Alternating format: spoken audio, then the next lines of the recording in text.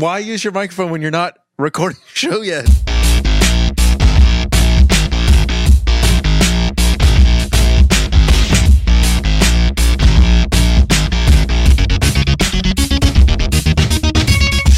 Welcome to another episode of Let's Rewatch, the show where we watch movies we loved in our youth and see if they're actually still any good. I am Nick. I'm Bret. I'm Sam. And I'm Ash. And this time around, we're joined by a guest. Her name is Mia Resella. Welcome, Mia.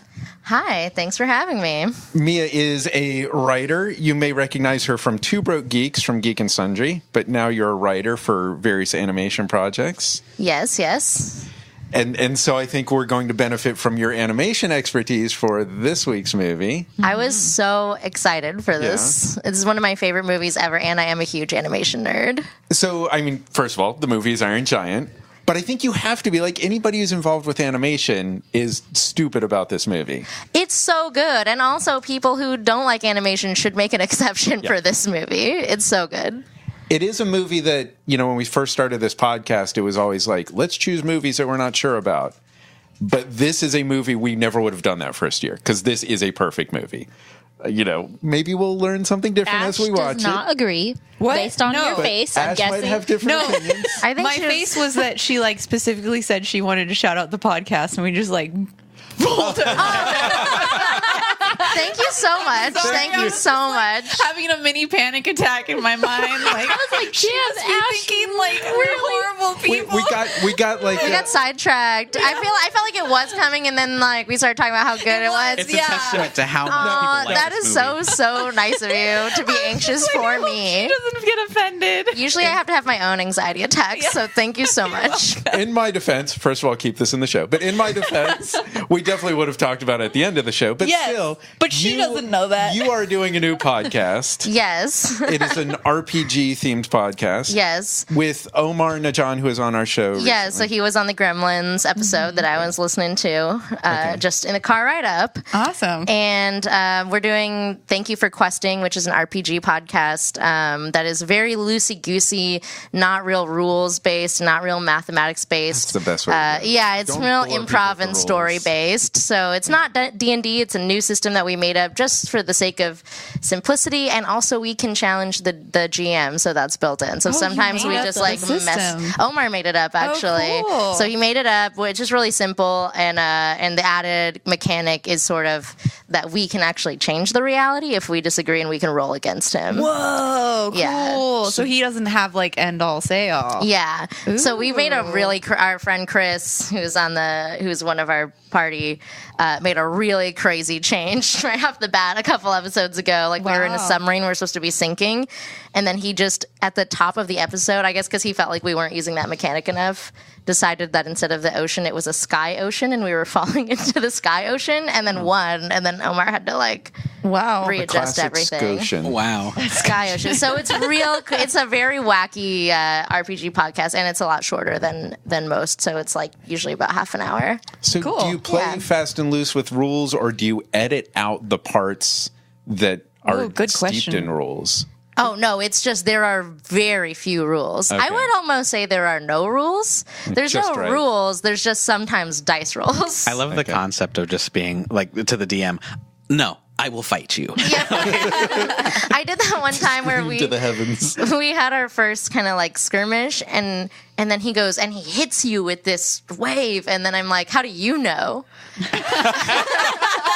Because I'm God? Yeah, he's like, because I said so and I made it. I'm like, no, that's not right. That's not true. And then we rolled, and he didn't hit me. I felt very validated.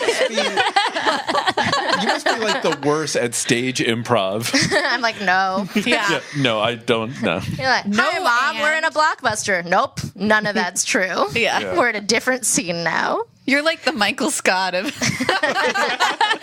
he does improv. I started The Office over again. I saw that one where he just tells everybody he has a gun in every scene. Yes, Yeah, exactly. that's a good one. Yeah. Anyway, We plugged the podcast. Thanks, Ash.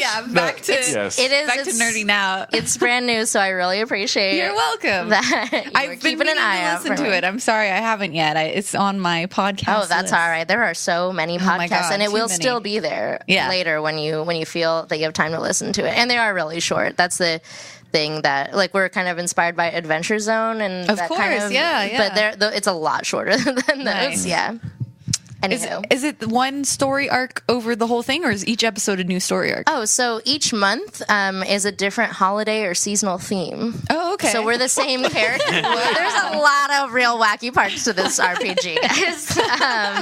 I didn't even get to that detail because I was like, I'm talking about it too long now to make up for how we Sorry, almost yeah. skipped it. So check it out. Yeah, each month is like a different. So we're in a kind of an amorous Valentine's-y type of situation right now. Okay. I just love that phrasing. But you were saying about Iron Giant. Iron Giant. Iron Giant. So yeah, I think this is a very much loved film. Which Ash, you have not seen the whole film. I have not seen the whole film, and I don't mean to offend anyone. So you did hate it. I was right. hold on, I was right the whole time. Your face. She wasn't worried for me at all. She just really hates I it. was worried about you. You can backpedal all you want. This film, I feel like, I forget which film you said recently, Bret, where there was one of the films where you said it was always on TV and you would go through and you'd watch, like, a child, you would watch a couple of minutes of it and then get bored and Muppet change. movie. Yeah. Okay. Wait, was Muppet it? Treasure Treasure Island. Island. Oh, So- you had Stephen Ray Morse on that episode. Yeah. Yes. So this movie was the same thing for me, where child me, like, it would be on TV and I would watch the first 10 minutes and it just never hooked me within the first 10 minutes and I would change the channel. So I've seen the beginning of this film I could multiple times. understand Yeah. that. Yeah, That's fine. And I'm saying child me, and I haven't seen it as an adult. So, like, I don't know if I don't like this film. I just remember as a child thinking the beginning was slow and I was bored. And I was like, where's this giant robot? Like, it's not showing up yet. I'm bored. I'm leaving, Well, no pressure, but you better But I'm like wrong. it as Yeah. an adult. This movie's gonna start, and like the first 10 seconds, there's gonna be an Iron Giant on screen, and you're And I'm going to be so, yeah. That was the TV edit. They edited out all of the robot. Yeah. There's no robot. So that's my story of this film. I don't know if I like it. Okay. But Well, do you like other films by Brad Bird? yes. So this was Brad Bird's first film, which is First impressive. Directing. Yes, first film he directed. He did direct. No, it was his first film. He did direct Straight out of college. He did direct some episodes of Amazing Stories, apparently, but this was his first full-length movie. Okay. Did he also direct a couple episodes of The Simpsons? Yes, yeah, I saw that on his Wow, list. I didn't know that. And then after this was Iron Giant, after this was Incredibles and Ratatouille. Oh, So, really? Yeah, so he was cooking from here, and I'm a huge fan of Mission Impossible, and Ghost Protocol was one of the better movies. There are some terrible Mission Impossible movies. The first one was terrible, but this one was one of the great ones. You're like nodding there. I'm Mia. nodding. You can jump in. I'm nodding, but I wanted to see how far down the IMDb we're gonna go. and there are new rules there. I'm just like talking about cool stuff that he did. I Ghost have other Protocol. thoughts about Ghost Protocol. Do you not like Ghost Protocol? I don't. It's definitely not my least favorite Mission Impossible movie. Oh, it but falls into some traps. Like the problem with all the Mission Impossible movies is every movie is about, oh no, Ethan Hunt is actually bad. We have to hunt him down, and he has to like prove his innocence. Every single movie, like, when are you going to realize he's not actually bad? You guys are fucking up all the time. I have a stupid gripe about the Ghost Protocol, but it is the Brad Birdness of it that I don't like. Oh, weird. But specifically that like animators tend to really focus on like individual, because you're frame by frame by frame, and it's the individual character expressions and like actions and like specific movements, and like watching it just because we went to school for animation, like I saw all this stuff that didn't look like natural acting and looked like scripted movements and actions that felt weird. And it was just like, this is straight out of like, this would look great if it was animated, but because real humans are doing it, I feel like they're being told to like walk into the building and like breathe in and sigh of relief. We're in. We didn't get caught. And like that's a moment from. I fully understand what you mean. And here's the dirty little secret: is that I have not seen any other Mission Impossible movies. So I was like, wow, Ghost Protocol. I watched it because Brad Bird directed it, and I was like, wow, Brad Bird directing a live action. How cool is that? Like I wasn't looking at it at the level of nuance and critical eye that you may have been looking at it. I was just like, what a cool shot, because he's an animation director, and this is very interesting. I will say that my criticism of it is probably overkill, but I didn't know. It was fun. I thought it was a fun. Sandstorm scene could have been animated. Also, I think that's the scene that bogged Bret the most. The most, because it was and I think OSS 117, it was like a straight rip of their Lost in the alleyway scene, but like in a serious context. But I have like so many very specific animator gripes, like at what point it crosses over from reference to ripoff, because so much of animation is about like referencing live action films. But like we talked about this with Training Day. Right? Oh my god. Zootopia is not a fucking ripoff of Training Day. No. Oh god. I'm like the last person to say things are a ripoff, actually, so I'll probably side with whoever's against you on that one. But it's nothing personal. But I'm very postmodern about my art thoughts, and I'm like, nothing is a ripoff in my mind. Everything, because it's sort of like folk music at that point, where you're like, yeah, everything is a ripoff, so nothing is. We're all special, and no one is. That's an Incredibles reference. I'm just nervous because we're inches away from Ash getting into her Pacific Rim rant. I want to point out that the villain. You don't like Pacific Rim? Wait. We were talking about Iron Giant, and I'm going to get really into these side conversations, and it's going to be too much. That's totally cool. I'll just say the whole movie is a ripoff of anime. What is that? Like, ripoff is such a negative word, but it's like a live action anime, and that's why I think it's so cool. And you're saying it's a ripoff of an entire genre, which doesn't even make sense. Translating a genre into a different genre is like not a ripoff of a movie. Like, that's an entire genre and way of making something. But like key plot points are directly pulled from various animes. Yeah, that's like a whole lot of stuff. not various animes, specific Gundam animes. Yeah, like which it is clearly inspired by, because the subject matter. I liked the giant monster fighting. And that's the reason why everyone likes the movie. Yeah. Yeah, I mean, it is the best part of the movie. Yeah. Mm-hmm. I liked it better than Godzilla. I thought Zootopia was an awesome movie. It's just, there's like elements. Fight. No, because like my criticisms sound like I hate stuff. I don't hate stuff. No, it's fully possible to criticize things and like them. I think that's healthy. He thinks that, okay, I'm not going to get into this too much, but I have one rebuttal. Tear me down. Let's go. I'm going to fucking tear you down.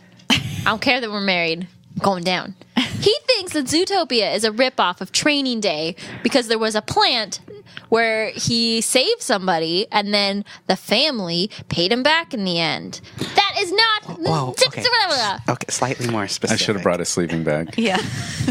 We could reel this back to Brad Bird by talking about Tomorrowland, which I think is another of those cases where it is, taking a style that was established in pop art or animation.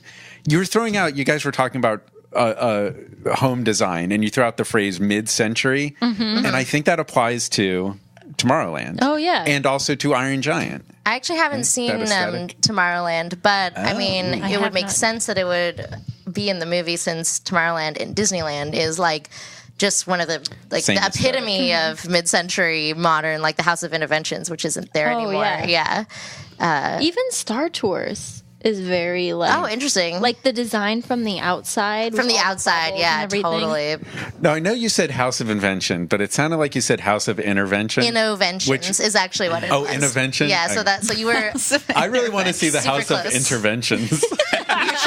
Everybody walks in and they're like, look, we got to talk to you. You're just like convincing your friend to come with you. It's going to be fun. And then it's like, actually, welcome to your intervention. Are they like animatronics, and then they pull out little letters from their lapel? Yeah. Like the animatronic turns around, it's like, we're here for you. Like... So here's a little pop quiz. Which friend is in this movie? Friend, like from Friends? Yeah. I will guess. Jennifer Aniston, is she the Jennifer Aniston is the mom. That was my guess. Wow. Harry Connick Jr. is in this. I think Harry Connick Jr. is very cool. But I feel like we should talk for a moment about John Mahoney because he just passed just a few weeks ago. Most people say, oh, the dad from Frasier, which was one of his best roles. Right. Yeah. To me, he's the dad from Say Anything. I love him in Say Anything. And I think he's pretty great in this. Who is he in this? Tomorrowland? He's the... No, this movie. He's Iron Giant. I was like, You're interesting. still hung up on Tomorrowland. I'm real hung up on it. I'm really there. Yeah. He's like the military general guy. No way. What? Yeah. I did not. That. Yeah. So imagine the Frasier okay. dad, if that's your point of reference. God, spoilers now. I know there's a military dad. Oh, he was also, we saw him recently in Hudsucker Proxy. He was the newspaper editor. Yes. Right? Yeah. That guy. Yeah, that was a good one. So I don't know. I love John Mahoney, and I think everybody kind of does without really knowing. Like, I'm a big Frasier fan, and this is something that now will be public knowledge that I watch Frasier like every night to fall asleep. Oh. It's one of That's a three good show. shows Nothing wrong with that. that I rotate. I watch TV to fall asleep, and like I always watch the same 3 shows basically, and it's one of the shows that I watch to fall asleep. I love What are Frasier. your other two? I definitely watch Futurama a lot. That's for Nick's. me. We always talk about Futurama in the show. And I do watch like How I Met Your Mother sometimes to fall asleep, though I kind of switched that out for Cheers now because I got on a big Cheers kick. So now I'm just like Frasier, Cheers, Central. Yeah. All I've good shows. never got into Cheers. I just got into it. I went back because it's on Netflix or something. Yeah, Exactly. it's on Yeah, Netflix. that's why I This watched is it. really good. It's really good. Yeah. yeah. The comedy really holds up, huh? Yeah. Yeah. Yeah. It's pretty great. And then Frasier's, or not really, but he's Frasier's kind of so in it. different Yeah. too. He takes like 3 seasons to get into it, and then he's so But different I mean, in the beginning. like, that actor is in Cheers, too. Yeah. Well, it's the same character. It's Frasier. It is Frasier. Yeah. It is Frasier, yeah. Well, that's what I said. I said, Yeah. and then Frasier's in it, too. and then we all got confused. Yeah. I was trying to clarify. There was, for the listeners at home, there was a look of confusion on our faces that spurred Yeah. Ash's comment. It wasn't out of the blue. I was confused because I was thinking, isn't it pronounced Fraser? God damn it. God damn it. So Vin Diesel is also in this. This was very early in our Vin Dieselness. Private Ryan was in 98. Wait, Vin Diesel is in Private Ryan? Yeah. Yeah. I think that's the first time anybody saw him. Wow. And that would have been the year before this. And then Boiler Room. Wait, was and- Private Ryan before Pitch Black? Yeah. So Boiler Room and Pitch Black were in 2000. Oh. And then we're off to the races with Vincent Diesel. And then, wait, which one was in The Scorpion King? That was That The was Rock. Dwayne The Rock. Johnson. I Yeah. can't tell them apart. Just all the muscular well, guys just looked the same. They're just bald and muscular. Okay. She doesn't Look, see Sam doesn't color. see color, yeah. She doesn't see Check color. out Fast 5, where you get to see them fight. They're both in the Furious series. You can't say that. They're both in the new one, and I confused the shit That's what out he's of me. saying. He's saying they fight. Oh, in they the new fight. Yeah. Okay. I feel I- like everyone's getting confused. I haven't seen anything past Fast 5, so I think they become friends. Which one But- was in Jumanji? The Rock. Oh my God, Sam. Oh that was my Robin God. Williams. Yes. Robin Williams. Who is Robin Williams? The answer we were looking for was Robin Williams. New one. I feel like Iron Giant Vin Diesel is like the groundwork for Groot, basically. Oh yeah. Yeah, I can definitely Yeah. see. I mean, yeah, it's not a stretch, clearly. This Yeah. is probably somebody was like, he could do it. He did Iron Giant. He already did He it. already did it. Yeah. And now he'll be Groot. And just a lovable giant, gravelly voice. Doesn't say much, so you really latch on to like the intonation. It seems like it's an easy job because it's not a lot of words, but I feel like it's an extremely difficult role because we feel so much for those characters and they don't have a lot to go off To of. convey a lot of emotion, with just Yeah. a couple words. Yeah. It's funny with the Groot thing, and it's almost like all the elements. Vin Diesel is silent, like unkillable friend creature, Gentle like, giant. That's his new thing. And like we have the metal one, and now we have the wood one, and we're gonna get the water one. Oh, is he Water Diesel? Water Diesel. Hashtag. I want to make the movie Water Diesel. Aqua Diesel. Yeah. It's like Waterworld, but Water Diesel. Now I really want to go to a gas station, and over the diesel hookup, I just want to put a picture of Vin Diesel. Well, people have done that in soda machines with the iced tea dispenser. Oh, yeah. Mm-hmm. All right, so we have to go into our regular little segment here. Ash, why are we watching this movie? Oh, yeah. We're watching this movie because, sorry, Nick, but Iron Giant is in the trailer for the new Ready Player One movie. And this is why I thought you would be great for this episode, Mia, is because you have a background in both film and animation. So I thought you might have some interesting perspectives there. But yeah, I don't want to say too much because it is near and dear to Nick, and he doesn't like to watch trailers. The minefield here is Ready that Player One. This is such an important book for me. This is an extremely anticipated movie. Mm-hmm. And have you read the book, Mia? I have, and I actually don't watch trailers either, and I haven't seen the trailer. I have seen some stills. Oh, no, so I just spoiled it for you? Oh, no, that's all right. That's not why I don't watch trailers. Like, Okay. I just... Sometimes I feel like the trailers get a little bit away from the filmmaker, and I want to just see it as a whole story. As Let it was them tell me intended. the story. Don't show me little Yes. snippets. Though I do think trailers are an art form in themselves, and they're amazing, and I'll watch them afterwards. Yeah. But there's so many things in that book. I mean, it's built around making references to things that we grew up with. That's kind of the whole point. And I understand in the movie they're not going to make all of the same references and use all of the same music. But I'm nervous because Iron Giant, I think he appears very briefly in the book. I don't think he's anywhere near as significant as this trailer is making him. So I looked it up. The words, the character Iron Giant is referenced once in the book on The very end. literally just once. Yeah. Is it named? And so to see it so heavily featured in the trailers really concerns me as well. But I don't know if it concerns me because I know they're like, I loved the book Jurassic Park. The movie is very different, but still also good. awesome. Yeah. So I have to let go of some of the things that I hold dear, but I also don't want to know too much of what they have in the chamber here. That's why I don't like to watch trailers too much too, because sometimes they mislead you. Like for Wreck-It Ralph, where they had, which is a similar thing of bringing together a bunch of properties. They had like Sonic all over the posters for Wreck-It Ralph, and then a lot of my friends were like, Sonic wasn't even in it that much, and they were like really disappointed. I'm like, well, if you didn't watch the trailers, then you wouldn't have been disappointed. You would have just intake that movie, and it would have been Very fine. disingenuous. Well, like It happens. the Rogue One, everyone was pissed that the stormtroopers didn't walk through the ocean. Like all those posters of like the stormtroopers through the water. Oh, interesting. That was a thing. Oh. And Brett, you saw, what was it, Suburbicon? Suburbicon. The trail is completely different from the It was movie? like a different movie. Just a complete, like there's a bait and switch. Yeah. The thing is, though, without giving too much away, from my knowledge of the book and from what I saw in the trailer, I do believe that this won't be like the Wreck-It Ralph instance. You think there's going to be actually a significant amount of Iron Giant in Yes. it? Oh my God. My feelings are rising. Which is kind of exciting.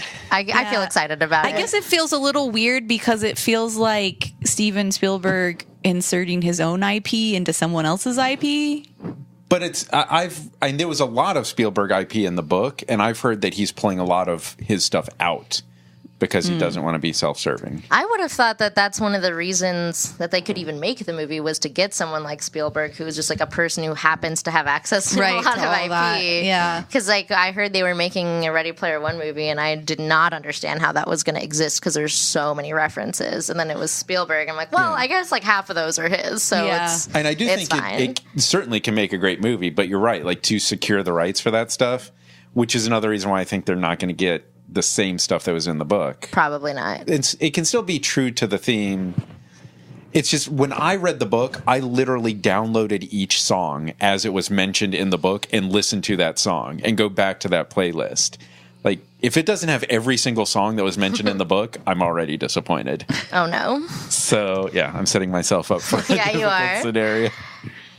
I want to say so much more based on the trailer, but I just don't want to spoil it for Oh, you. it's Until fine. the end of March. So yeah, we'll have to Is that when it come comes back. out? That's Yeah. soon. Oh, it is Yep, really soon. March Well, 30th, that's why I we're think. releasing this Wow. episode at that time. I mean, I mean, okay, that present. makes We're sense. in the present right now. Where Apparently I'm not, today? okay. It's we at don't the end of pre-record March. these 4 episodes in Look at advance. the calendar on your phone. Look at the time and the clock in your car. That's when we're talking right And now. go buy tickets for Ready Player One. Yeah. I hope we it's should good. all go see it together. Yeah, Luna's going to be in town. She already knows that's a thing we have to go do. All right.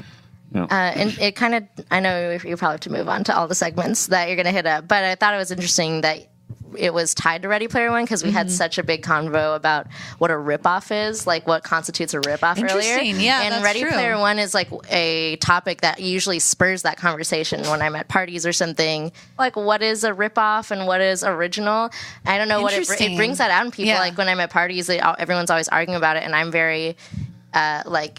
You know, I'm very like, whatever is fine. You can reference as much as you want because my thinking is that it's the execution of something. It doesn't matter. It could be an unoriginal execution. Well, I worked with a director once, and this was his perspective on it. And his perspective was you could make a reference as long as you're recognizing that you're referencing something. Like you can have something similar to something else as long as you call it out and you say, "Oh, you mean like this one thing?" And like it's as long as you're telling the audience, "Yes, I'm recognizing that this is like that thing or I'm trying to do that." And then it feels okay to the audience. But if you don't recognize, like if you make a movie that's very similar to Ghostbusters and you don't have a joke in there about how it's similar to Ghostbusters, everyone's going to feel like you're ripping off Ghostbusters. Or Pacific Rim. But like, so the show that does this and book is The Magicians. Also does this. Is it feels very much like Harry Potter, Narnia, and all that stuff. But they call it out and they make jokes about the fact that it's similar. And that somehow makes you feel, oh, this is okay. And I feel like Ready Player One does the same thing. It's totally calling out the originals. But Ready Player One is even a different thing. Ready Player One is not redoing a story told by somebody else. Agree. Mm-hmm. It's a story about people who love these things That and are talk real about things. these It's things integral to the and play plot to trivia reference games them. based on those things. And that's usually where I land on it. Yeah. Is like stuff is fine, and it's the plot. Like the story is what's important. Yes, exactly. Yeah. That's how I feel.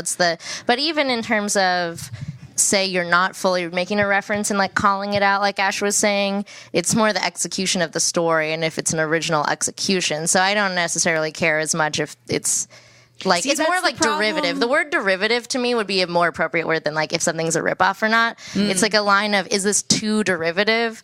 If it's too derivative, then it's boring. I like already saw it and it's not doing anything unique. Whereas if it's similar, but it's not so too derivative, then And you just described my experience while watching Pacific Rim. yes, but I now agree with the vocabulary that I replaced it with. But a good type of derivative, not too derivative, but like embracing the themes of, I think would be Iron Giant and some of the classic science fiction horror movies. Yeah. You know, and I think a good level of that happens here. Yeah, and we should talk about it more after we watch it. But Indeed. I feel like they do subtle things to kind of show that they're paying homage. Yeah. Like it's set in the 50s, and the design is very 50s. and There's a little bit of the day that Earth stood still. yeah, Yes. There's when the character is watching a movie on TV and that movie that they're watching on TV is the thing Yes. that they're drawing influence from, I think they're saying to the audience, hey, we get it. Yeah. You know? Yeah. Yeah. See, that's just another way of them calling out. That's the don't at me. Like, Yeah, exactly. Subtweeting. I have a fun fact about Iron Giant and like the 1950s and the watching yourself on TV thing, but I could save it for after if you want, since you haven't seen it. Oh, okay.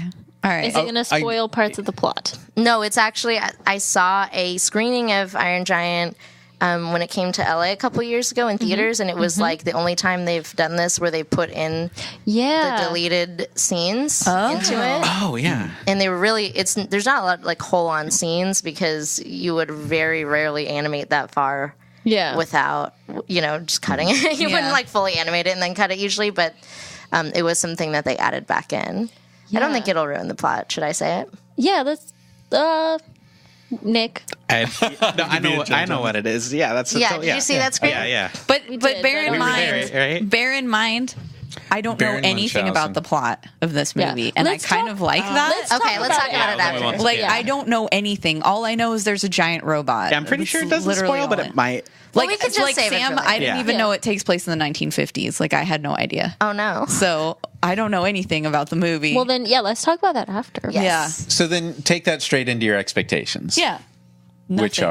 are no expectations. No, I'm just kidding. Oh, I thought you meant like carry that over to my, like add it to my Yeah, expectations. and then speak that out loud into the microphone at this moment. Thanks. Are you explaining to me how to podcast? Yeah, I mean, I have high expectations because it's Spielberg, and because everybody like. It's always that double-edged sword, though, when everybody's like, it's such a good movie. Like, sometimes the hype ruins it. So, like, I'm kind of worried that I'll just be like, meh, But it seems to be really loved, and I like robots. So I think I'll enjoy it, at the very least. I don't think it's going to be a bad movie. I'll throw my expectations in, which are not only do I think this will be a great movie and everybody will have a good time, it's going to feel important for right now in the world right now. It's going to feel important for right now. Brett, Do you want to say that again? Right now? Brett, what do you think? What do you got? What do you Pretty expect? sure it's going to be an enjoyable experience, but I'm working on a specific Spielberg-related theory, and getting to watch some of his movies again is going to help me work on that. Now, this is a produced by Spielberg. This is a Brad Bird film. I and wouldn't I think call it a truly Spielberg. is a Brad Bird that's film. right. But I think Spielberg was one of the producers, maybe. Do you have a Brad Bird theory then? I don't really have the Brad Bird theories. I know I love the things he's done that are animated more than the live action so far. But this is the animated side. I think I'm gonna love it. This is a really great. We have an Iron Giant. Oh, he's falling apart. You kicked him off. Yeah, the one Sam made. Yeah. We'll have to retweet that photo again. Yeah. That was my plan to get into Sam's expectations, because right over her shoulder is a papercraft Iron Giant that she built. That's Yes. incredible. So what do you expect from this movie? Well, I kind of like it just a little bit. That Iron Giant that you were referencing was put together for an Iron Giant tribute show, which kind of shows the cult following that it has within the animation industry. I had no idea until Bret told me, because we were like talking about guests for the show, and he's like, we probably shouldn't have an animation guest because all animation people love this movie. And I was like, well, I know one that does both. So, and then It's you're true. like, it's my favorite movie. And I was It like, is. oh no. It's kind of my favorite. It's really common. I think because it is so appealing and it's not like too little kid like, Okay. And it has a great heart of the story, and that's my favorite part about it. So leave like, it. we just won't be friends anymore if I don't like it. Is that what you're saying? I think you'll like it, even though it's so overhyped. No, that's ridiculous. You'll like it. Yeah. At least you won't admit to us while we're here. You can record your thoughts later. chill. in a safe room. I think you will like it. I have this vision of Ash talking to Yoda, and she says, I'm not really a fan of Iron Giant. And Yoda says, you will be. You will be. Can we make that? Dear fans, please make that. All right, so Mia, bring us home. You think this is going to be any good? I think it's going to be a very enjoyable experience. I feel like I've made my feelings about the movie pretty clear. But What were they again? No, just kidding. It's bad. No. But I think it will be a really wholesome viewing that we'll have right now because, like I said, I think Ash will like it, even though we hyped it up so much. The thing that's at the heart of it, it's not like some big, grand, epic, overcomplicated, Yeah. like, wow, this is the voice of a generation. It's none of that. It's just like a good movie. Yeah. And so I think that we'll just have a good old-fashioned, nice movie watching time. I'm glad you brought that up because I was trying to think of how to prepare you for it without giving too much away, and I think that's perfect. Yeah, it's not like when people are overhyping, it's not like a Star Wars style hype train where it's like all the lore and blah blah blah. It's like, no, it's just a good movie, and it's just the art's very good, and it's a nice time. It's one of those things where like there's a lot of great movies that are like, oh, that was great, except, and like this is one of the movies where I don't hear a lot of people have an exception. It's just like, oh yeah, it was good, and like because there's not like that huge detractor, it's like stands above a certain tier. Yeah. So I wonder why I was so bored as a child then. It's a slow movie. In the beginning, if you stop before you get to the great stuff, then it's like, meh. Yeah, and I remember not being as enthralled with it as a kid. I definitely love it more as an adult. Okay. It's not a fast-paced movie. It's not like a boring movie, but it's a very mature-paced movie. So for a kid, I could definitely see you tuning out. I don't think that would be abnormal. There's like none of the little kid like fart jokes, like any of that sort of. I love that you're setting stuff. the bar on my little kid. that's an interesting phrasing, mature paced. Yeah, Like, yeah. I've never thought about that. I think what helped for me too is that my parents like used to always show me like foreign films and art films as a kid instead of letting me watch Cinema. cartoons. Yes, they were trying to make me cultured. And so now I know you referenced anime. So now that I know you as an adult have seen a lot of anime, I don't think the pacing will throw you. Okay. Yeah. Yeah. Like Actually, My I Neighbor watched Totoro is like slow for a kid, but I Right. loved it as a kid still. Yeah. That's true. Yeah. All right. Well, we're going to give it a try. We'll see if it's any good. So we're going to pause the recording. We're going to watch The Iron Giant, and we'll be back. No, and it will see be what we good, think. Nick. It will.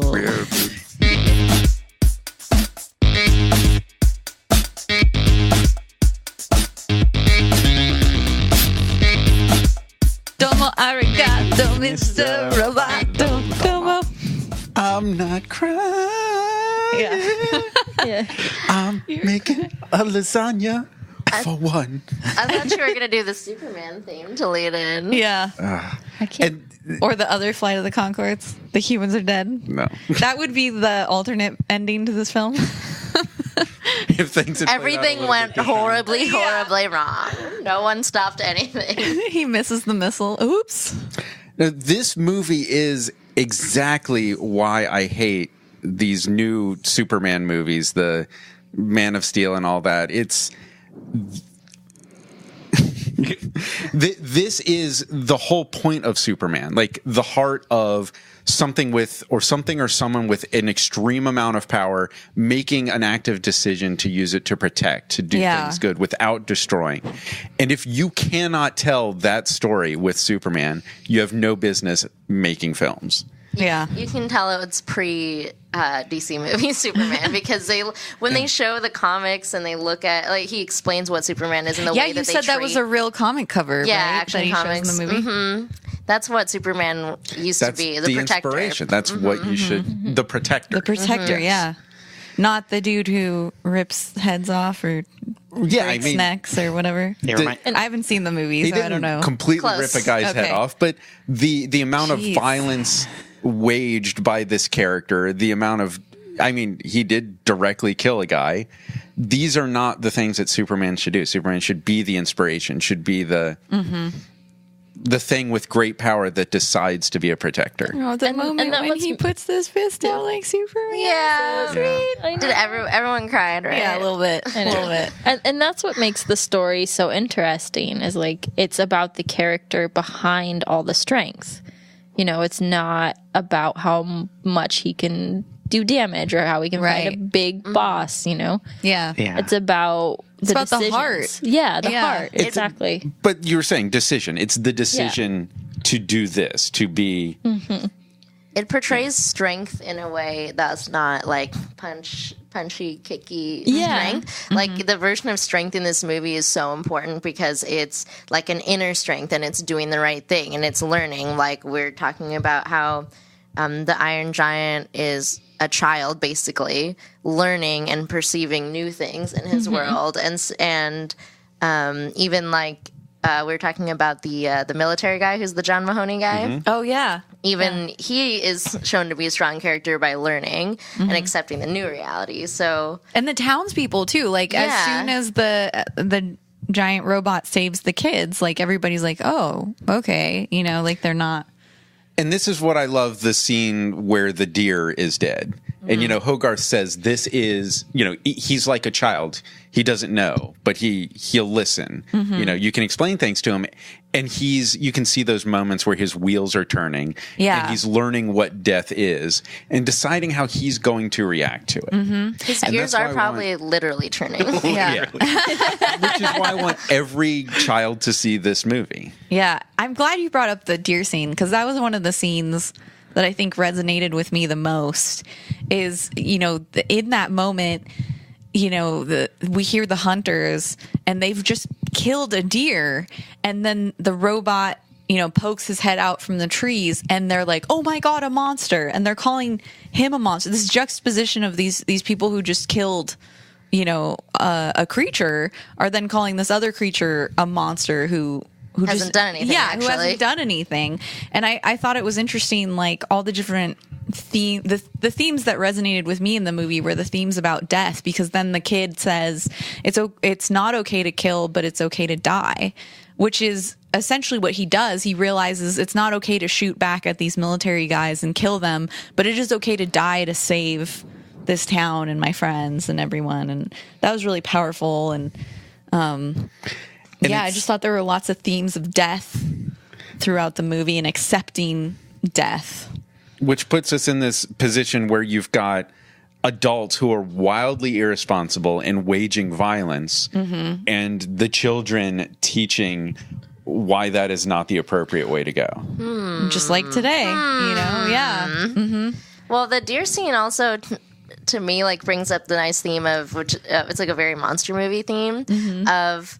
it's fun that he's a big, scary robot monster. That's a little bit different than a regular monster. He's a giant, which is a different kind of fun thing.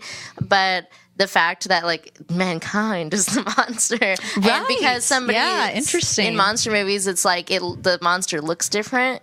And so there's... It's about acceptance. It's sort of like a domino effect that maybe wouldn't have happened. The monster looks different and looks really scary, and then mankind, responds by jumping on it and shooting and chasing, and maybe none of that would happen if we didn't kind of taint the well with that violence in the first place. Right. Yeah. The day the Earth stood still, standing monster thing. Yeah. But that was man being the bad guy that was my favorite theme from the movie is I was saying that Mr. Manley. I think it was Mansley, guys. I just can't let this keep going too long. I'm pretty sure it was Mansley. Transparent. Yeah. I just didn't want it to go too long and then be like, I'm thinking of this the whole time. I think it was Mansley. But his character, I think, is the most important lesson in the film.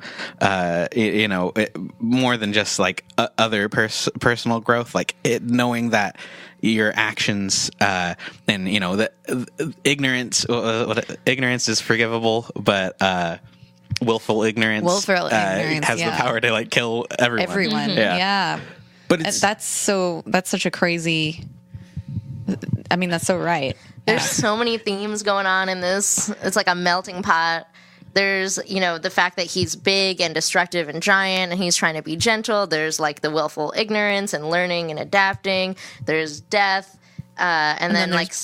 Yeah. What was it? You were saying earlier being who you want to be. Yeah, choosing who you want to be. He chooses, even though he's built for a specific thing, he chooses to be his hero, Superman. Yeah. But I know. So sweet. But Sam was saying earlier, what's crazy is that there's all those themes in it, but it's super understated. It's not really preachy. Yeah, this it doesn't beat you over the head with all of these really profound themes. It lets you discover them through the characters and feel it through the characters. And so I think it resonates with people a lot more easily because you don't feel like it's talking down to you.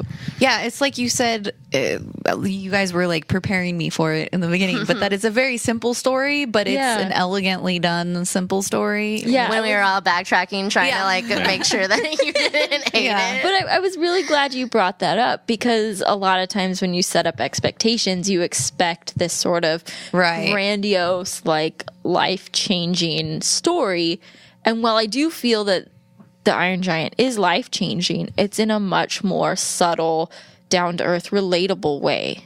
It doesn't feel like the large scale that you get in a lot of action movies. Yeah. Even though it did have, a nuclear bomb, which is kind of the highest stakes. But and that's usually like smaller. jumping the shark with the nuclear bomb, and it didn't here. Yeah. I also feel like it gets a pass because it was the first time that I had seen that plot point of like a bomb is coming, and then he actually is going to sacrifice himself by flying up to the bomb, because they do that in one of the Avengers movies. I think the second Avengers movie, or one of the Marvel movies, And the Batman. and in Batman, and Big Hero 6 has like Baymax is very Iron Giant-y. Oh yeah. Yeah, even though he's not built for evil, like he's a squishy, happy guy, but he even gets his eyes go red, and he does the whole Iron Giant sequence too. So I feel like Iron Giant gets a pass because it did it first. I think it also works because it's set up in this time period where that was a big fear.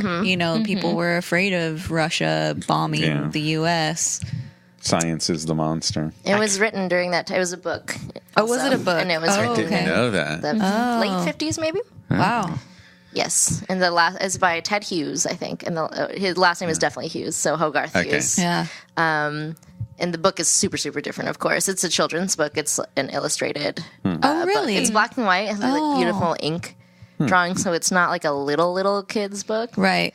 And it's written by a poet laureate, so it's just like a short little book. But cool. yeah, it's from that time period also. And you were saying, Nick, you wanted you feel like every child should see this film, because of the themes, but also you were mentioning off mic that you felt like the military chieftain guy was a good representative. Yeah, and that's important because it's easy to interpret everything we're saying as this, far left wing, no guns, no violence, no military. But the general in this movie is exactly what I want out of the military. He was there immediately when a threat was perceived, but he was not just firing blindly into it. You had Mansley, who wanted to launch a bomb, but he's the voice of reason. Is this the right choice to make? Is the violence that we're seeing justification for this reaction? And then Mansley's revealed to not be very patriotic at all. Yeah. So that being prepared in the face of a threat while having the reserved reaction to it, that's exactly the military that I want. And he as soon as he sees the threat is not a threat, stands down. Yeah. Instead of doubling down. Always being analytical, getting the pulse of the situation, reacting in the best interest of the people that he's trying to protect. Yeah. And like intake new information. Yeah.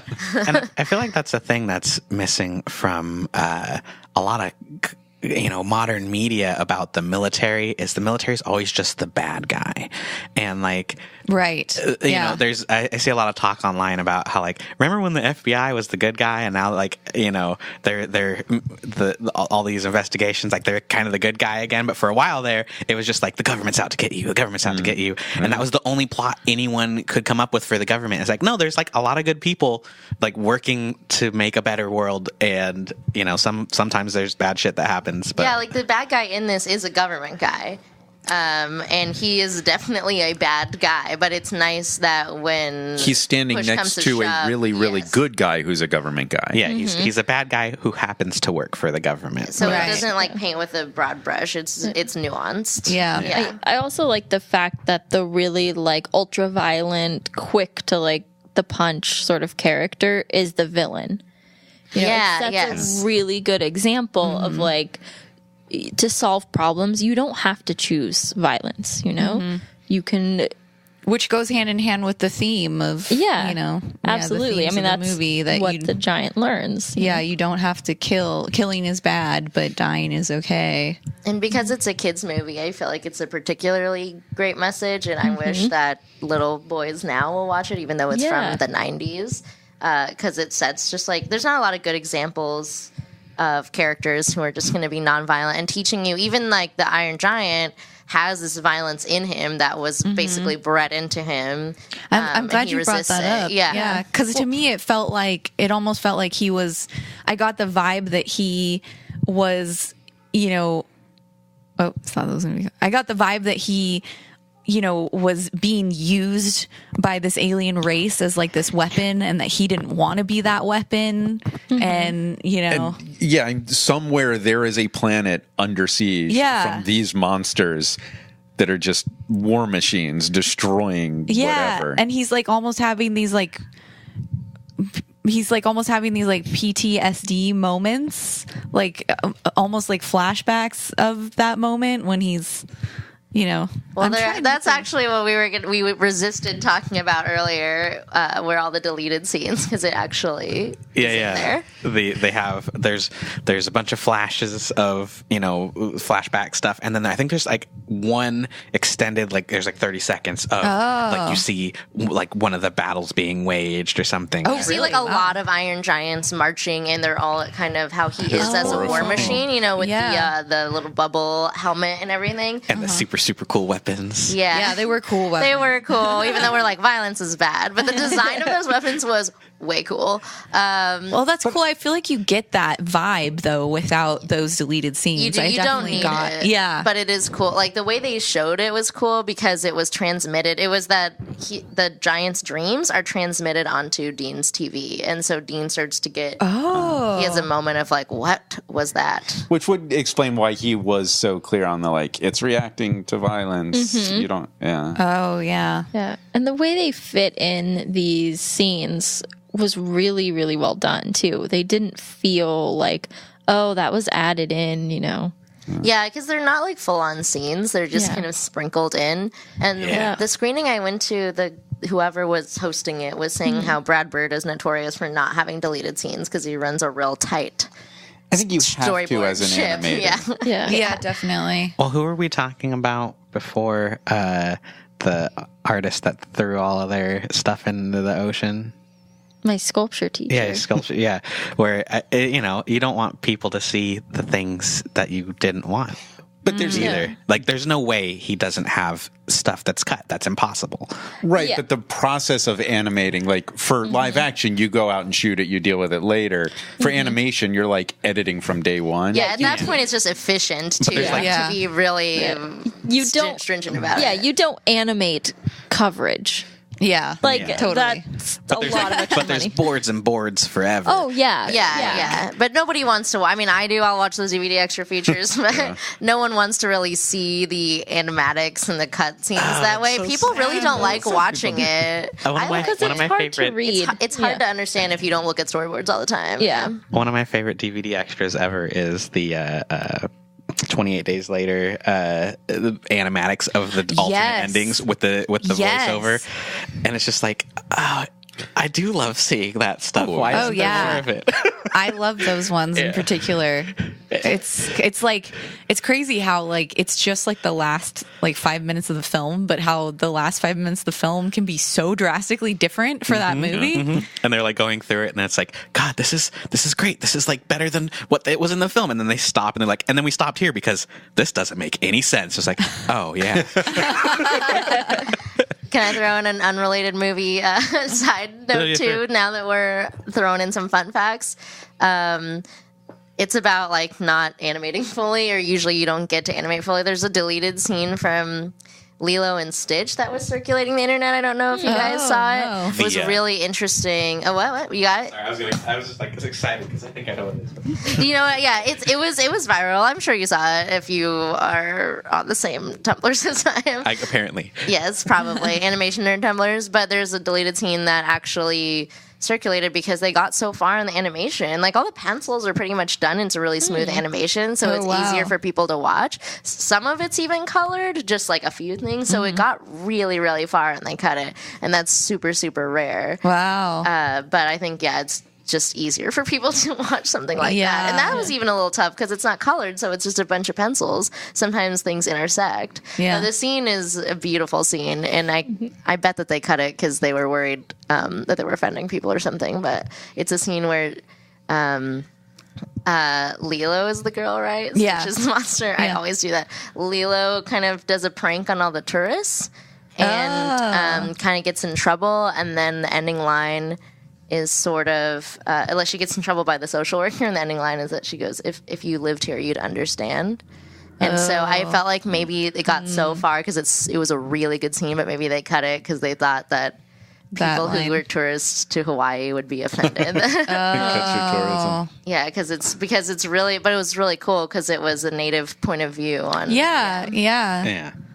Well, I think this movie does have some. We're talking about the themes and the story, but the animation is fantastic. So beautiful. You know, So good. the cannonball dive into the lake, and just the lake sweeping through the woods, the raccoon floating through the water and depositing them in the middle of the road. The whole timing of how that whole action happens is just, it's so fun to watch. I could watch that scene like 10 more times easily. And I also love the giant falling from the cliff. You know, he caught Hogarth, he's saving Hogarth, he's falling, and then you can see this little like of like these things along his back, and you don't know what's happening, and then it's like it turns into the jets and he can fly. I love that Just a beautifully animated sequence, and the sound too. And there's like a little look on the Iron Giant's face, like, oh yeah, I can fly. You know, like he didn't Put know. the pieces together. Yeah. Speaking of the giant's face, I can't remember if I already said this or not, but I love how they captured his emotion. Yeah. Like so his face and his design is so simple, but they got so much across. Like you said, his eyes are just two circles. They're just two circles, and then with literally 3 lines, they get across what he's feeling. Until it irises into a red pentagon. Yeah. Well, so I want to go back and watch some of those scenes, like frame by frame, earlier in the film, because Every scene in painting. Every frame of painting. That's what I mean. But there are some moments where, you know, knowing where the movie ends up, where the giant starts to fall asleep while Hogarth is talking in one of those scenes. Oh yeah. And there's a moment where like his eyes are spinning, and they make this like very angry expression for like half a second, and you're like, oh, but then it goes away and he falls asleep, and like Because it's slanted down because it's part of the. I know but then what you mean. suddenly like, you know, that it could display a negative emotion, puts the whole robot into a different context just for a second. And I wonder, like, you know, how many more of those little hints that he's actually a real dangerous machine that they managed to put in there without us knowing. Interesting. Yeah. Yeah. Well, there's with the deers, his like eyes like zone in on the guns and turn red there too. Or when he thinks that Hogarth is dead, is it Oh my the God. way that the acting in that is amazing. Oh my God. It's so good. I mean, that's like, I feel like it sounds so weird to say, but I feel like you see people responding to death in movies all the time, and that, in my opinion, was the most realistic response to death that I've ever Panic, seen on kind screen. of. It's the art. Is he dead? Like, you know, but it was that also fear of. there was that beat, and then there was the beat of like, no, this can't be happening. You know, like, no, this can't He be. was You know, shook. like your brain literally just like starts to shut down. I think in that scenario. Yeah. There's You know? one Once other again, scene I can think of that does it as well as this movie. Oh yeah. And that's in The Descendants Okay. Wow, I with don't George remember. Clooney. I don't remember And either. I forgot the girl's name, but That's a beautifully lit film. it's so beautiful. And the should character watch that. interactions. We should. Yeah. It's But not that that old. scene where she finds out is just, it's heartbreaking. Oh man. Or once again, I wish you guys were watching This Is Us. Oh. They handle that shit. Man. Everyone keeps telling me to watch that. Yeah. Somebody tried to sell me on that show.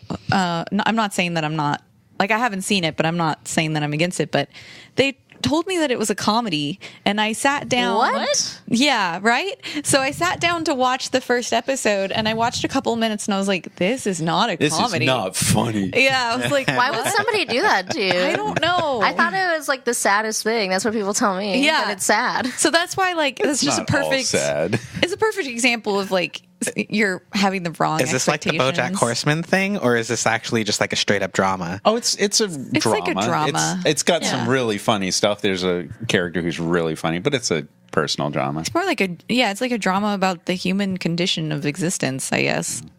Hilarious. Right? Yeah, so funny. Although you brought up BoJack, so technically, Yeah, right. I mean, there's a example right there. It is hilarious. It is hilarious, Mia. I am the wrong one. Now, there's something you guys were saying, and it seemed like you were kind of nervous about saying how cool the weapons were. And I feel like you can have really cool action, they're just violent cool. scenes in a movie and still have a heart. And still not, sacrifice your soul to just hurting people. Oh no, I mean, and maybe that's part of why movies are so great. I don't want to run around and shoot people. I want to see Captain America throw a shield at people in a super cool way. Yeah. Let's have this fun with video games. Let's have this fun with movies. Let's not actually inflict violence on real people. Actually, super good point, because I feel like a lot of people are thinking if they don't show these big action sequences or they don't make it violent, they have non-violent characters, then the movie will be super boring. But it's obviously not boring. That was a This very movie is exciting very action exciting. sequence. Really great action. And You don't have to sell out. what was the tension in that exciting action scene?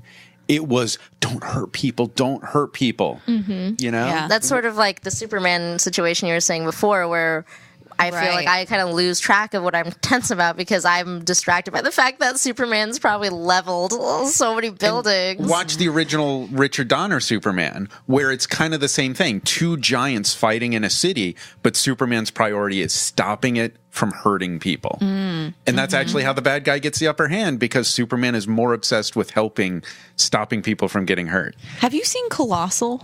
No. It's a very interesting movie that deals exactly with this theme. I've never heard of this. It's Anne Hathaway. old? It's How old new. is that? It's relatively new. Okay. Yeah, it's an interesting movie. It was a movie that the trailer told me was going to be a comedy, and it is not a comedy. Do not go in expecting a comedy. Why are people messing with you? This was the legit trailer. The legit trailer makes it seem like it's a buddy comedy film, and it's not. It's a very dark movie about alcoholism and dealing with hurting people and all that stuff. And So a comedy. Again. BoJack Horseman. Jack Horseman again. You know what, guys? Just watch Jack Horseman, I guess. I have a question about Iron Giant. Yeah. Did anyone else have a crush on Dean? Just Right? me?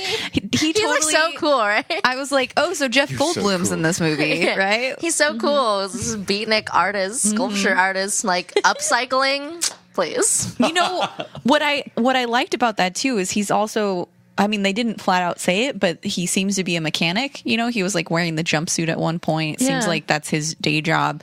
And I used to work on this reality TV show, car show, where this guy would redo cars and cut them apart and whatnot. But he also, just like this character, would make metal sculptures. That's and so awesome. I was just like, this feels very grounded in reality to me, that this character would be making sculptures with art. I loved how he fit into the 1950s aesthetic still too, because he Oh, was yeah. a beatnik. Yeah. and so we get a lot of variety. Like you get a lot of mileage out of that 1950s setting, Yeah. as opposed to just being like, here's the wholesome family. Yeah, Totally. And they, And the first thing we see him do is stand up for a guy that people are shitting on. Yeah. Yeah. Well, there's the He's so save the cat cool. moment, right? And did you guys notice, like, incredibly small detail, but Hogarth's father was a pilot in World War II. Oh, was it like a framed That picture? little framed So picture. he did, because I got the vibe again with the whole death theme. I got the vibe that the dad had died, and that's why he wasn't around. But they didn't flat out say it. And then we had the deer with the death and all these death themes. It's funny because I actually didn't. I know you had said that earlier, but I didn't know if he had died, even though I'd watched it a few times. I didn't get that vibe. Like, I just didn't latch on to that theme as strongly as the other themes, I guess. But I wasn't totally sure if he was dead or if he had just left the mom and they were doing a single mom thing. But the frame picture is a good... Yeah. Yeah. It kind of gives you like some explanation of why this kid has really Grasped thought death. about death. Exactly. And he has strong morals. Because the line where he says it's okay to die, like you can only That's not a say kid that. thought. Yeah, that's not a kid thought unless This is a kid conversation he's had with his mother. has. Yeah, And he did say, like, his mom explained to him about souls and how a soul is forever. And, Totally. Yeah. So that's why I got that theme. No, it makes sense. I just didn't pick up on it for some reason.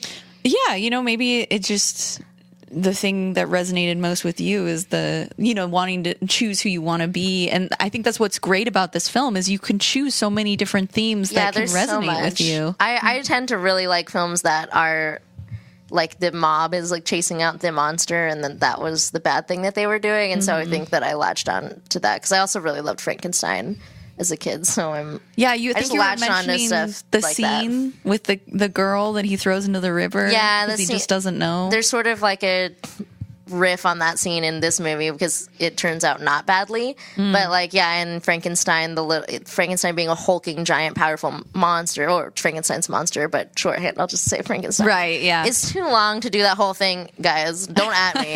I know that Frankenstein's the doctor. It just takes forever to say Frankenstein's monster. Anyways, the time I took to say that, I guess I could have said it. You could just call him the monster. Frankenstein, he's dealing with the little girl and he just doesn't know, and she's putting the flower petals into the water and he accidentally drowns the little girl.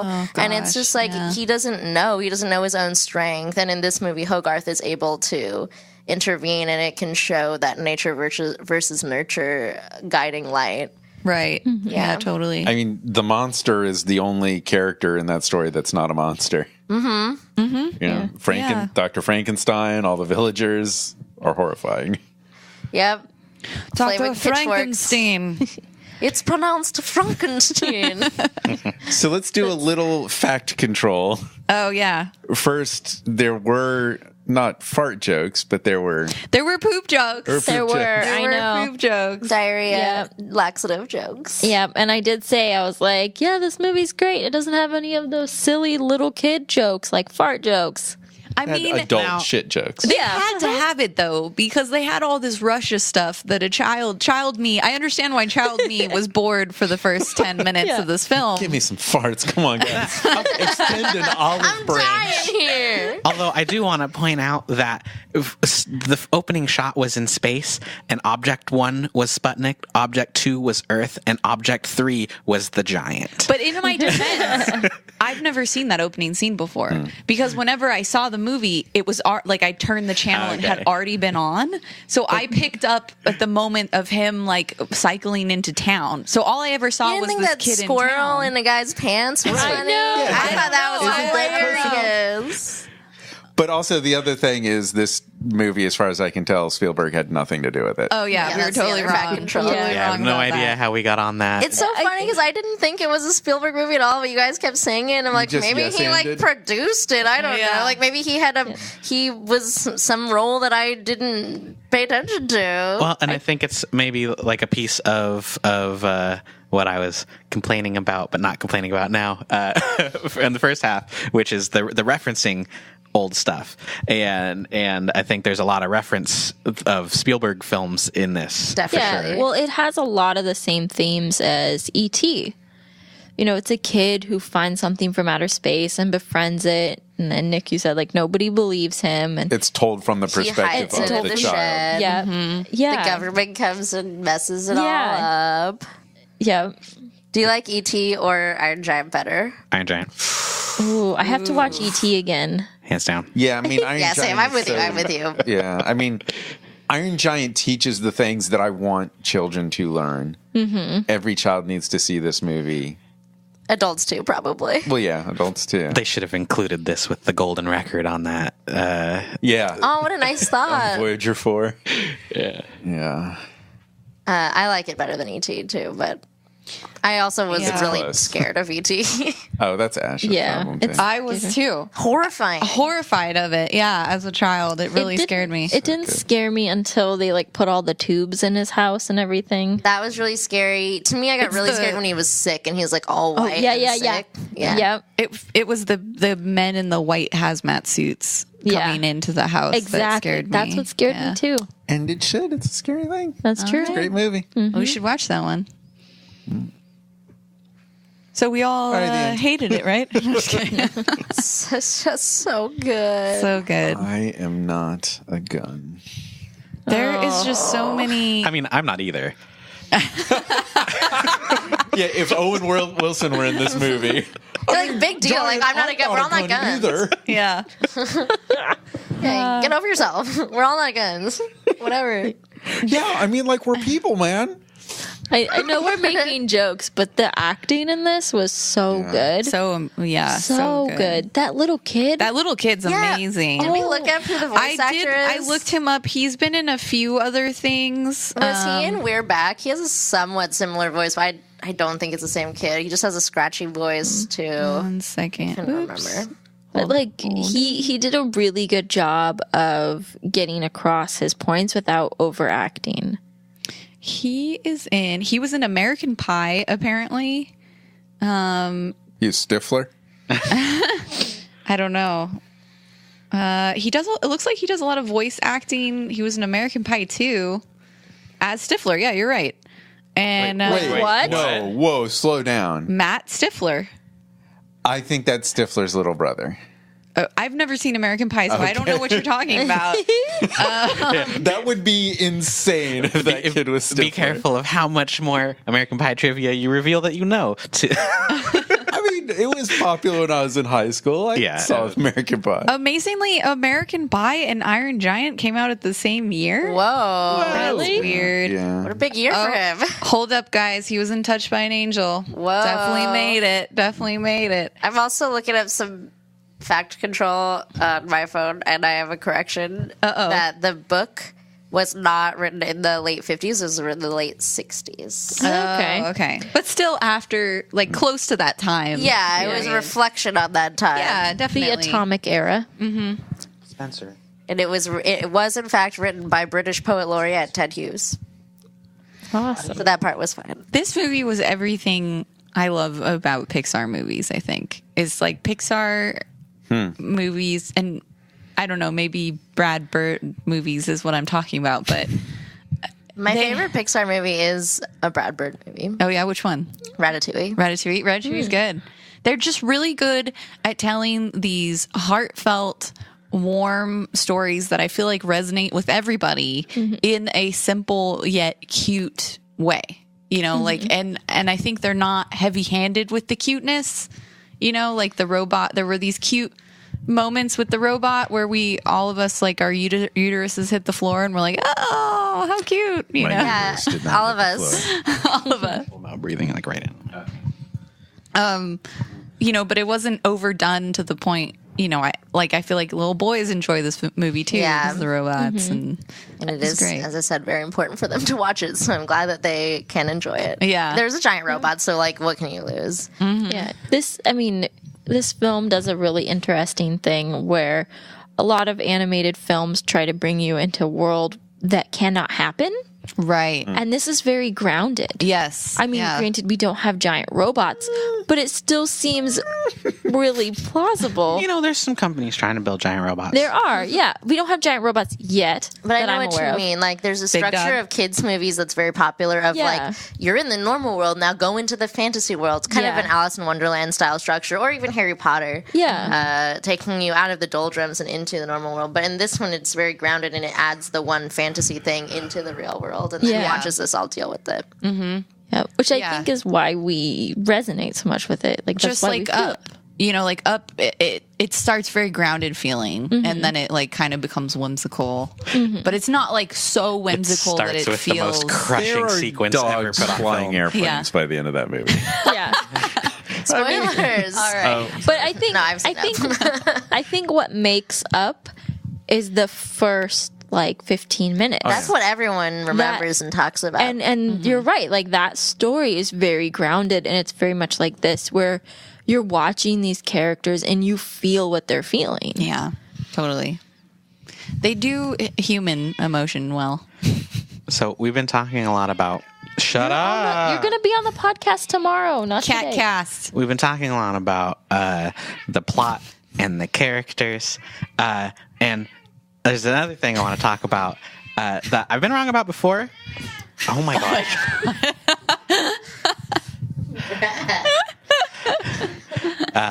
But there's like a lot of sneaky CG in this movie. I don't know if it was Like the CG, giant- but Giant, I thought. Yeah, like almost all the time. I think I'm not sure. I think it was that they would do like a crude CG thing and then print it out and hand draw over it. You think so? I thought it was maybe like a skin on it, like a cell shading type of situation. Yeah, that's Yeah, why. I don't know. But I don't know either. assumed. 1999, you said, right? Because that was some Yeah. that was some Well, I consistently said crisp line 89, work. but I was wrong. But I Yeah, it's I glossed over that part just for you. Yeah, We're having all sorts of incorrect. This is our most incorrect episode. Yeah. This is the podcast where you learn things, unlearn them, and then learn anything. It's a mental workout. So, I guess we should get some final comments on this whole deal. I'm trying to look up the CG thing real quick. The CG thing. I'll just say that I don't have much to say. Except it's an amazing movie. I think people need, like, children absolutely need to see this movie. I was crying. This is your story, I feel like, because you love Superman. It felt like it must resonate with you a lot. I love Superman, and I mourn what they have done to Superman in the movies. You and a lot of other people. Definitely. It's this idea of strength used in the right way. It should be an inspiration to everybody. Well, and So- I think I'm stealing some YouTubers. I can't remember who. They're much well-deserved praise for their commentary. But the Zack Snyder's Moments thing, I think maybe Ash, you told me about this first. There's a really great video about Zack Snyder and his overuse of moments instead of like really good character and plot points. And that's what makes Superman in particular feel like a bad superhero. Which is what made his version of Dawn of the Dead so fucking great. That sensibility works for certain stories. And it just, why they would try to translate that sensibility to Superman does not make any sense. Yeah. So, Bret, you are correct. According to IMDb trivia, in order to better blend the computer-generated giant into the traditional animated film, technicians came up with a program that gave the giant's lines a slight wobble in order to match the natural line impressions found in hand-drawn animation. So the giant's completely CG, which is flawless it looks CG. great. Yes. There I was wouldn't say it's completely CG. There's some 2D scenes, but still. No, I guess, when he is CG, they didn't go over him. Yeah, but like And whenever he yeah. rotates in space, it was like Yeah, very like perfect. Which we've seen in things like Family Guy be really transparent when they switch to a CG shot. Yeah. Yeah, I'm very impressed with yeah. it, how they did it in this one. Yeah. And they didn't try to overdo it. Like sometimes you see them be like, oh, we have CG. We can make like 50 robots and put them in here because we can, like without a story driven reason. And they never pushed it too far. Or there's like a scene in Aladdin. Mulan. Yeah, escape from the cave. Oh, Yeah. yeah. For sure, yeah. And it's really noticeable. That was part of their marketing at the time. Like, look at Yeah. this amazing computer animated thing. yeah. We can That do. was a There's fun ass Super Nintendo game too. You get to escape the cave. So, Bret, your final thoughts on this? So I had a thought while you were discussing the hesitance to discuss the cool weapons, and it reminded me of the Star Trek Hunters. Did you get that far? The Hirogen? The Hirogen, yeah. Okay. Yeah. Sorry, I forgot the name of them. Yeah, the Hirogen. And like this whole not that we have like a society imperative to fucking murder stuff, but like I think it's a really cool outlet to be able to acknowledge like cool violent stuff, and that people kind of like that, just to you know, in the fantasy no real world repercussions arena. A primate narrowly escapes from a leopard attack, it gets a natural high, and our species has developed on that. So crazy action is always going to be fun. If you form that into a way of Nick, hurt. if we developed from monkeys, why are monkeys still around? Oh God! Damn it. Because that's not what he Robots with said. feelings developed from us, and we're still around. Snap. Wow. Oh, I just wanted to bring it back. It was a stretch. It's fine. It's fine. No, yeah, definitely. It's, you know, stuff like that. It's just every moment. It's the opposite of the Prometheus effect, where every moment I think about this movie, it gets better. yeah, totally. Definitely. And I think that about sums up my feelings about it. Like, I liked it before, and I've never had a deep discussion about it, and now I really like it. Mm-hmm. Yeah. Sam, I mean, has your point of view changed? I mean, I think it's more in line with like what Bret said. Like, I knew it was a good movie, and I don't think I remembered how profound it was, because it's not. It's something that you should know, but a lot of times you forget, you know, and it just tells you, it just reminds you in such a relatable, friendly way. And I really appreciate how subtle and just how expertly well told this story is. That's a very beautiful way that you put that. Yeah. Love you guys. I'm not crying. You're crying. Ash, do you still hate it? No, I thought it was fantastic. I can understand why child me was bored for just that small portion of time.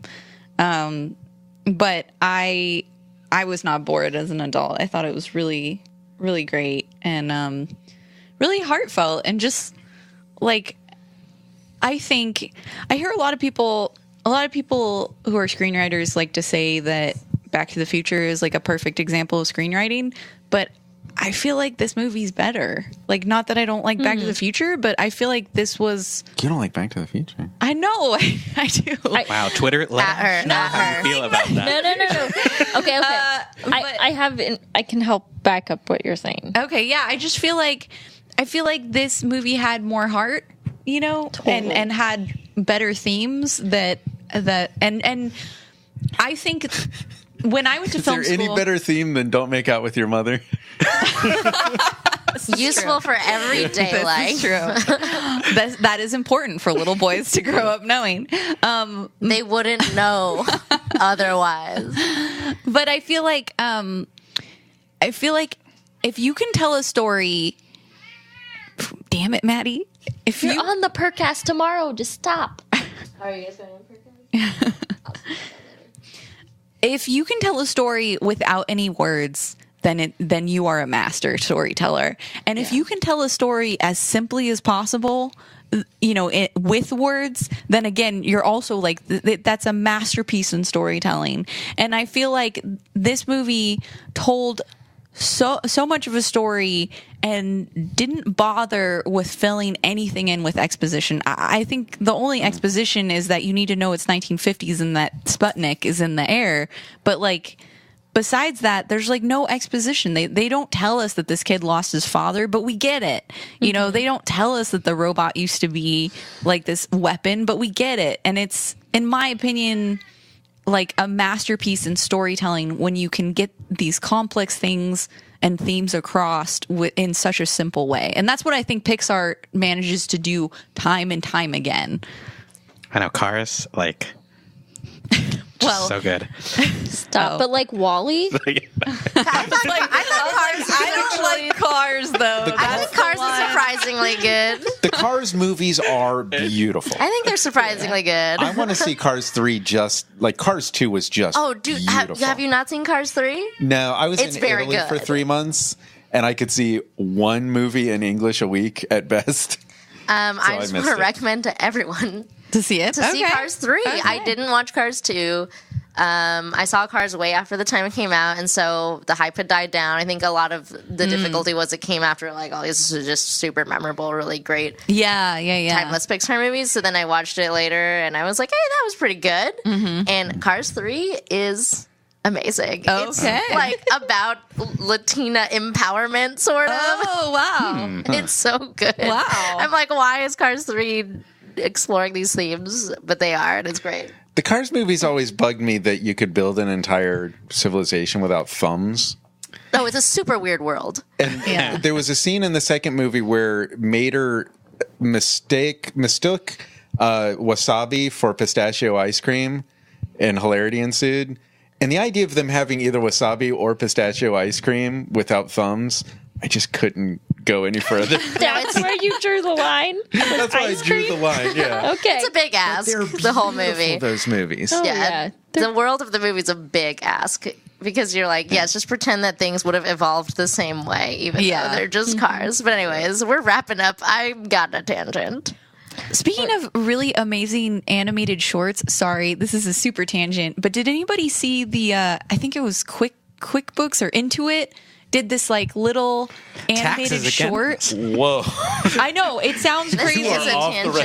reservation. I just Have you guys seen the W-2 form for 2017? when you're a freelancer, taxes are live. No, seriously though, it just popped in my mind because I was talking about storytelling without words, and it really like there's a big giant robot in it, and which feels very similar to this. But if you haven't seen it, In what way? Well, watch the fucking short, Nick, and then tell me. But it's all about giant robots helping humanity. Okay. So, but it's a beautiful, and even though it is a commercial, I'm not trying to fool you there. It's a commercial. Search the Intuit animated thing on YouTube. It's a tax commercial. It is a tax commercial, but the animators who Talk about a worked big on it- ask. Is it some like allegory for like the big giant corporations helping the little guys? No, not Okay. at all. It is a beautiful story that flips sexist characters, which I think is great, and completely 100% without any dialogue. Which, in my opinion, even though it's a commercial, is a beautiful masterpiece in storytelling. You should check it out. What was really amazing to me is that I heard the moment where your voice changed, where you're like, okay, enough's enough, guys. It's a beautiful It's really good, and just watch it. You're like, haha, we like keep giving you shit. You're like, haha, it's really funny. And I heard the moment that your voice changed, I've you're had like, enough. it is important. Let me get this sentence out. It's really good. You should check it out. That reminds me of in one of my Italian classes, the teacher had us watch the Shaun the Sheep movie. Oh, really? But think about that for a second. This is a movie with absolutely no dialogue. Oh. In a language class. Wait, there's no dialogue in Shaun the The Sheep. entire movie, no speaking. I heard that. I haven't watched it yet, What? but that made me really want to see it. And it's really good, and I did enjoy it, but the whole time I'm like, what is happening? Yeah, This is a there's language no- class. Why are you doing this? Yeah, that's weird. She really liked Shaun the Sheep. Yeah. It was It was Hangover bizarre. Monday. Look, she had a It fun probably night. was Hangover Monday. End of story. I like the movie. Mia. Anarchy. Tell us about Iron Giant or any other You know, short film Cars that you 3. enjoyed. It's good. I promise. Watch it. Watch Cars 3. Watch this commercial. Yep. Watch this tax commercial. I Look, we're gonna watch it after we're done. And you Everyone's guys gonna are get on be your like, side. Oh my god, that was beautiful. No, I can tell. I could tell from your voice though. We're all gonna be on your side, and we're gonna be like, how I dare hope so. we in the past treated it with such I'm disrespect. hyping it too much though. Then Walk it back. Yeah. It is a text commercial. My final thoughts. My final thoughts. Loved it. Still loved the movie. It's beautiful. I want to make a movie or a book or anything. It honestly, if a hello could do that, I want to make anything that does what that movie does. That's Absolutely. what I dedicate my life to, and it's a great encapsulation of what I do dedicate my life and my art to. And it was great, like you were saying, to talk about it with people because we all say, oh, it's so great, but it's nice to do an in-depth discussion. Yeah. Yeah, totally. Like, I don't mean to put you on blast, but you even have a tattoo on your wrist that says courage. And I feel like that was another theme of the movie, too. It was, yes. And this courage is for Wizard of Oz, but it's a good word. Also good. It's a strong There's word. also a metal robot man in that movie. There is. And he wants to get a heart, too. Oh, yeah. I've been thinking so much about this recurring line in Doctor Who, never cruel, never cowardly. Oh. And that hits me so hard. And yeah, like, I like that, too. I mean, that is kind of the theme of this that's movie. the point of, yeah. Point of this, the point of the Doctor, the point of how you should live your life. Yeah. Yeah. Preach it, sister. I'll add one more thing to my final thoughts just because you brought up Superman so much and it's in the movie. Brad Bird brought up Superman. Yes, no, you correctly brought it up because it was in the movie. I wasn't trying to put you on blast for your Superman love. But I have this thing about like the best Superman movies are not Superman movies. I think Iron Giant and Hercules are the best Superman movies that exist. Oh, yeah. You watch Disney's animated Hercules, it's just Superman. I loved Interesting. Disney's animated Hercules. That's one of my favorite movies. I would love to rewatch that. I wouldn't argue with you, but the original Richard Donner Superman is a really good Superman You can argue because it's a ridiculous statement that I made, but it's just No, to throw out some I love love to those stuff like movies that, are like headcanon to me Superman movies. Yeah. better Superman movies than the Superman movies we're cursed with right now. I haven't seen a lot of them, so I'm trying to opt out of a lot of the shit talking, but I think I haven't That's seen pretty a lot noble. of them. I haven't seen them, but my thesis of why they don't hold up is because they're not trying to be their own films. They're not trying to stand alone like Iron Giant does. They're trying to recreate Marvel, which is a very different tone. I think they're trying to recreate Dark Knight. Gotcha. Right. Like, Yeah. They're Let's have doing a the gritty badass, version. gritty, dark action, ass kicking, Although which does work with Batman to a level. To a limit. Justice League is kind of turning away from that. Yeah, because they're seeing how unsuccessful that tack is. Welcome to our superhero Anyway, cast. we totally stepped on your summary here. No, that's Mia. I think I did it all because it's just my opinions didn't change other than they grew. They didn't change; they just expanded. I Yeah. love this movie and it's so Love it, beautiful. And I don't think I had really anything more to say than that. Everyone said it all. It was You so don't have it was to. so Yeah. good. It's just what I want to do with my whole Absolutely. life. Yeah. Every time we do one of these closers, we always have the guest go last, and it's like, all right, can you think of anything we haven't talked about? That's true. We should probably have the this guest is an go unfair first. way of handling Yeah. it. Yeah. No, it's all right. It is. It's a very want the powerful guests movie. to It have the speaks for last- itself. Because I write for primarily young audiences and children, and I write in animation, and so it's very Personal. pertinent. Yeah, it's very personal to me. It was a very formative movie, and everyone, Said every animator, apparently. yeah, and non-animators like Yeah. you, Yeah. So, Mia, are you on the Twitters? Where can we find more information I about you? am. I'm on the Twitters. Getting those tweets. On all of the socials, I am Mia Resella. It's just my name, and it's spelled MIARESELLA.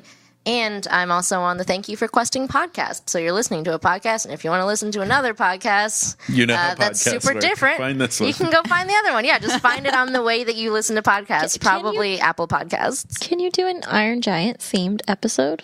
That is a good question. I am not the GM. You should bring it to the table.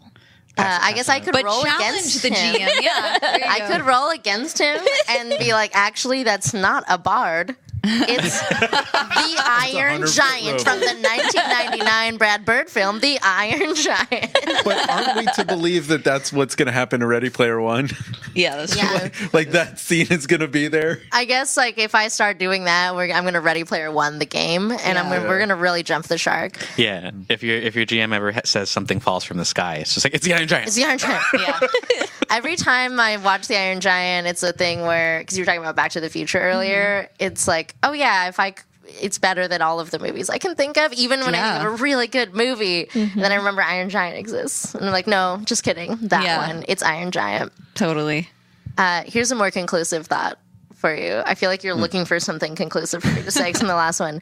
I would love to hear the comparison of us in the first half of the podcast. Right. Yeah. Versus now when everyone got so changed and serious. It's the effect of it's the effect the movie has on you. I think one of us hadn't seen it, but the rest of us didn't quite remember how big of a sledgehammer it can be on your feels. I mean, we were all tearing up for sure. Yeah, I will say Back to the Future has never made me cry. No. Yeah. No. And It did make me very excited. And that is the whole point of filmmaking, is a cathartic experience, expressing and feeling emotion. So, which Back to the Future does, just in a very different emotion. way. different. Yeah. That emotion where you're like, Don't worry, super Back cool. to the Future fans. Don't worry. We hear you. We understand. That new sound you've been looking for? Listen to this. All right, so that is this episode of Let's Rewatch. Thanks for watching The Iron Giant with us. Yeah, if you like the show, this is part of the Last Stash TV network of content. Never network.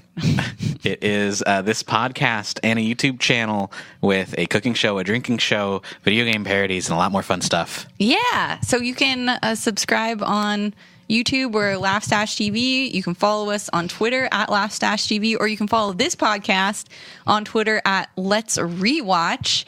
And I do fun stuff, like we do polls where you guys get to pick the movie, or if we pick the movie, we tweet a picture, like take a picture of the movie, and you guess which movie we are watching based on the screenshot. And today, the first person who got it was Real Comic Heroes Podcast. So thanks so much, guys. Yeah. And then also Christopher Taylor. So good job, you guys. You got that one right. That's cool podcast bros listening to our show. Yeah. And it's real. It's REEL Comics.